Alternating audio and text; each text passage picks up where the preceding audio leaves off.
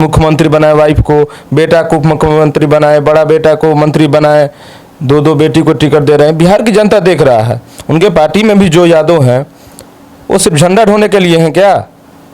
झंडा ढोने के लिए यादव नहीं ना है। जो आदमी 15 साल में कुछ नहीं दे सकता है वो 17 महीना में क्या देगा? वो मात्र क्रेडिट लेने के चक्कर में है और क्रेडिट ले रहे हैं। वो किसी का नहीं, वो घर का पार्टी हो गया, परिवार का पार्टी हो गया, ना ओएम का पार्टी है ना वाई का पार्टी है, वो सिर्फ अपना परिवार का पार्टी है। अगला विधानसभा में देखिएगा लालू यादव जी अपने और भी जो बेटी दामाद है सबको विधानसभा भेजने का काम करेंगे, सबको टिकट देने का काम करेंगे। लग रहा है 40 में 40 हो जाएगा। देखिए मेहनत तो हम लोग कर रहे हैं, सारे नेता कार्यकर्ता जमीनी स्तर पे काम हो रहा है। नमस्कार, आप नवयुग टीवी देख रहे हैं और मैं हूं आपके साथ अभिनव कुमार। हम लगातार बिहार के चुनावी दौरे पे हैं और आज ऐसे में हमारे साथ बातचीत करने के लिए जदयू से युवा प्रदेश सचिव दीपक कुशवाहा जी हैं। जरा इनसे समझने का प्रयास किया जाए कि बिहार की राजनीतिक पृष्ठभूमि क्या है। बिहार में 40 लोकसभा की सीटें हैं जिसमें से 2 चरण के चुनाव हो गए हैं और 5 चरण के लोकसभा के 5 चरण के चुनाव अभी बाकी हैं। लेकिन ये जो 5 चरण के चुनाव हैं, जितना आसान हम और आप समझ रहे हैं इतना आसान तो नहीं है, क्योंकि ये जो 5 चरण में चुनाव हैं, ये पांचों चरण में सभी हॉट सीट पे इस बार चुनाव होने वाला है। सबसे पहले तो वक्त देने के लिए बहुत बहुत धन्यवाद। धन्यवाद। युग टीवी के दर्शक है सभी को बहुत बहुत धन्यवाद। सर, मेरा पहला सवाल है, ललन सिंह मुंगेर से चुनाव लड़ रहे हैं और वहां से आरजेडी के तरफ से एक बेहतर कैंडिडेट कहा जाए आपको टक्कर देने के लिए उतारा गया। इसको आप किस तरीके से देख रहे हैं और कितना चुनौती भरा ये दौर है? देखिए एनडीए के लिए कोई ये चुनौती नहीं है। ललन सिंह जी काफ़ी पुराने नेता हैं और वो हमेशा अपने लोकसभा क्षेत्र में एक्टिव रहे हैं और जनता के बीच उन्होंने हर सुख दुख में शामिल हुए हैं और जनता का हर समस्या को वो सुनते हैं और बहुत मुंगेर लोकसभा में बहुत उन्होंने काम किया है। काम तो किया है, हर लोग कह रहे हैं काम किया है, लेकिन टक्कर है, आरजेडी के साथ टक्कर है और इसको आरजेडी कहीं ना कहीं इस बात से भुनाने में पूरा ताकत लगा रखी है कि ललन बाबू कभी भी हमारे साथ आ सकते हैं। इस बात की जानकारी आप लोग को होगी। देखिए बस आरजेडी के लोग समाज के लोगों को दिग्भ्रमित कर रहे हैं, ऐसा कुछ नहीं है। ललन बाबू मजबूती के साथ एनडीए में है और वो मजबूती से चुनाव जीत रहे हैं। कितना उम्मीद कर रहे हैं? 40 लोकसभा की सीट है, पिछले बार 39 रहा था, आप लोग एनडीए के साथ थे तो 39 सीट आप लोग जीते थे, लेकिन एक सीट का चूक रह गया था। इस बार क्या लग रहा है, वो सीट पूरा होगा या फिर आंकड़ा के कुछ कम दिखने को? देखिए ये तो हम कुछ नहीं कर सकते, लेकिन हमारे एनडीए के जितने कार्यकर्ता हैं, नेता है, सभी इतना मेहनत कर रहे हैं कि हम लोग चाह रहे हैं कि 40 में 40 हम लोग बिहार से जिताकर दिल्ली भेजें। लग रहा है 40 में 40 हो जाएगा। देखिए मेहनत तो हम लोग कर रहे हैं, सारे नेता कार्यकर्ता जमीनी स्तर पे काम हो रहा है। जमीनी स्तर पे काम हो रहा है, लेकिन आपका काम दिख नहीं रहा है। आपके काम का जो क्रेडिट है वो बिहार के एक नेता हैं तेजस्वी यादव, जो आप आने भी से कुछ दिन पहले तक आप लोग उनके साथ थे और सरकार में काम कर रहे थे।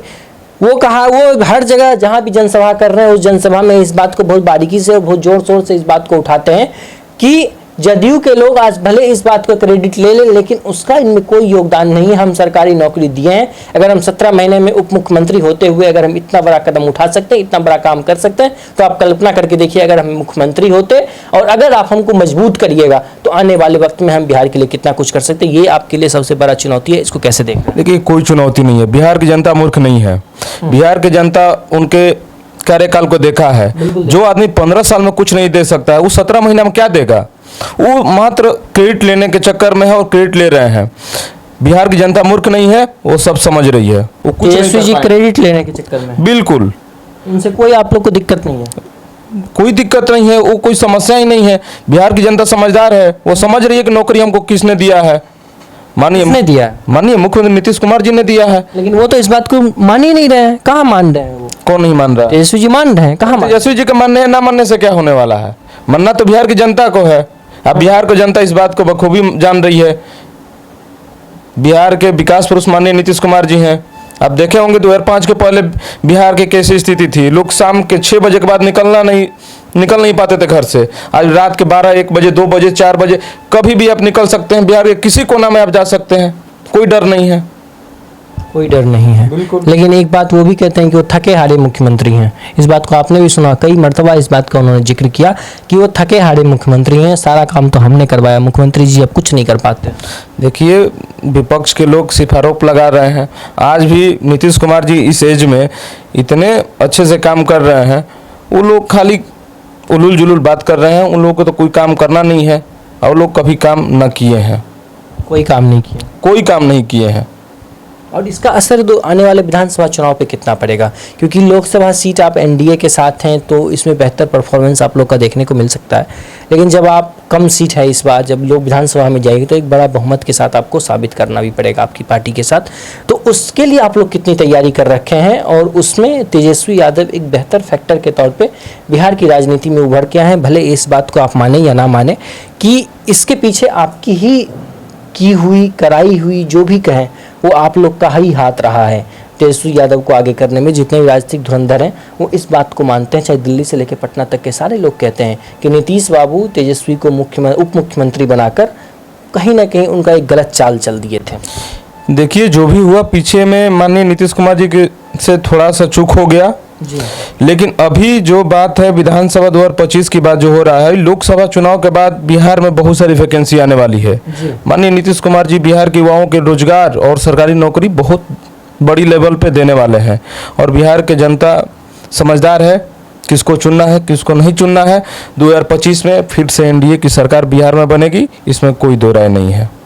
आप लोग एक बात और जोर शोर से कहते हैं, नीतीश बाबू बड़े मंच से कहते हैं कि ये सारे परिवारवादी इकट्ठा हो गए, और परिवारवाद का अगर जब बात ही होता है तो खास तौर पे बिहार की राजनीति में लालू प्रसाद यादव का एक अहम भूमिका होता है। चाहे अगर हम इसी बार हम टिकट देने की बात करें तो उसमें मीसा भारती और रोहिणी आचार्य का नाम बहुत साफ तौर पे है। इसको आप लोग किस प्रकार से देख रहे हैं और इसको कैसे आप जनता के बीच जाकर समझाएंगे कि परिवारवाद में इसका एक भूमिका है? देखिए, लालू यादव जी का थी तो स्टार्टिंग से रहा है।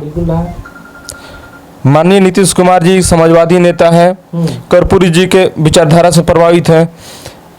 हम लोग, हमारी पार्टी में परिवारवाद नहीं है।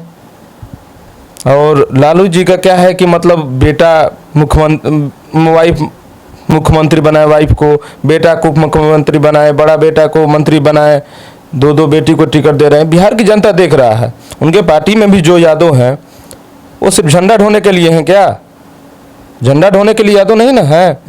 वही भाई पार्टी कितना दिन से काम कर रहे हैं तो उनका भी इच्छा है कि हम चुनाव लड़ें। तो बिहार के यादव भी समझ रहे हैं और इसका खमियाजा तेजस्वी यादव को 2025 में मिलेगा। तो आप कह रहे हैं कि एक विशेष वर्ग का वो पार्टी हो गया जो एमओआई समीकरण कहा जाता है, वो एमओआई समीकरण पे सटीक बैठने का काम। ना वो एमओआई वो किसी का नहीं, वो घर का पार्टी हो गया, परिवार का पार्टी हो गया। ना वो एम का पार्टी है ना वाई का पार्टी है, वो सिर्फ अपना परिवार का पार्टी है। अगला विधानसभा में देखिएगा लालू यादव जी अपने और भी जो बेटी दामाद है सबको विधानसभा भेजने का काम करेंगे, सबको टिकट देने का काम करेंगे। तो रोहिणी आचार्य से आप लोग को कितना दिक्कत है और खासतौर पे मीसा भारती से कितना दिक्कत है? देखिए, दिक्कत हमको क्या होगा, हमको क्या दिक्कत है? हमको कोई दिक्कत नहीं है। चुनाव लड़ रही हैं, हमारे पार्टी से भी लोग लड़ रहे हैं और जीत के हमारा पार्टी जाएगा। एनडीए के जो उम्मीदवार है रामकृपाल यादव जी जीत के तीसरी बार लोकसभा में पहुंचेंगे। दिक्कत उनके दल में जो लोग हैं, उनके जो नेता उनको होना चाहिए। को सिर्फ झंडा ढो रहे हैं, आगे पीछे कर रहे हैं, उनको टिकट नहीं मिल रहा है। वो समझे को सिर्फ झंडा ढोने के लिए हैं, पॉलिटिक्स में आए हैं या कुछ बनेंगे, कुछ करेंगे। तो रामकृपाल यादव को रोहिणी आचार्य टक्कर नहीं दे पाएंगी? बिल्कुल नहीं। रोहिणी आचार्य नहीं है, मीसा भारती, हाँ मीसा भारती, कोई टक्कर ही नहीं है, कोई टक्कर नहीं, कोई टक्कर नहीं है। और एक चीज चल रहा है बहुत जोर शोर से इस लोकसभा चुनाव में, मोदी की गारंटी। आपने भी सुना होगा, मोदी जी जहां जिस मंच पे जाते हैं इस बात को कहते हैं, नीतीश कुमार भी इस बात को मानते हैं। और इसी गारंटी को लेके तेजस्वी यादव बड़े मंच से कहते हैं एक बात कि अगर हमारे चाचा का मोदी जी की गारंटी इतनी ही मजबूत वाली गारंटी है तो हमारे चाचा का गारंटी लेके दिखा दो मोदी जी। देखिए, तेजस्वी यादव जी के हम बताएं कि उनके पास कोई मुद्दा ही नहीं है। वो अपनी उलूल जुलूल बातों में बजाने का काम कर रहे हैं। जनता समझदार है, उनकी बातों में नहीं आने वाला है। माननीय मोदी जी ने जो काम बोला है अभी तक, वो सारे अपने काम पर, अपने वादे पर खरे उतरे हैं और आगे भी खरे उतरेंगे, ये विश्वास है जनता को। तो बिहार की जनता इस बार 40 में 40 आशीर्वाद देगी? उम्मीद तो है। जो हमारा काम है, जो हमने जनता के लिए किया है, उस पर तो हम भरोसा कर सकते हैं कि हमको जनता 40 में 40 जिता कर भेजे। जनता 40 में 40 जिताकर भेजे, लेकिन लोकतंत्र में आम जनता का और जनता सर्वोपरि होती है। जनता की एक अहम भूमिका होती है और जनता तय करती है कि हमारे आने वाले 5 साल का भविष्य हम किस राजनेता के हाथ में सौंपेंगे और वो राजनेता हमारे भविष्य के साथ किस प्रकार की भूमिका निभाता है और आने वाले 5 साल हमारा भविष्य अंधकार में होगा या फिर रोशनी में होगा, ये जनता को तय करना है। लेकिन तमाम राजनीतिक दल अपने अपने मैनिफेस्टो, अपने अपने वादे, अपने अपने काम को लेकर जनता के बीच जा रहे हैं, लेकिन जनता को ये खास तौर पे तय करना होता है कि इन सारे पार्टियों के मैनिफेस्टो, सारे पार्टियों के काम के कौन सा पार्टी बेहतर हमारे लिए आने वाले भविष्य में, हमारे युवाओं के लिए, हमारे बच्चों के लिए एक बेहतर भविष्य तलाश कर देगा।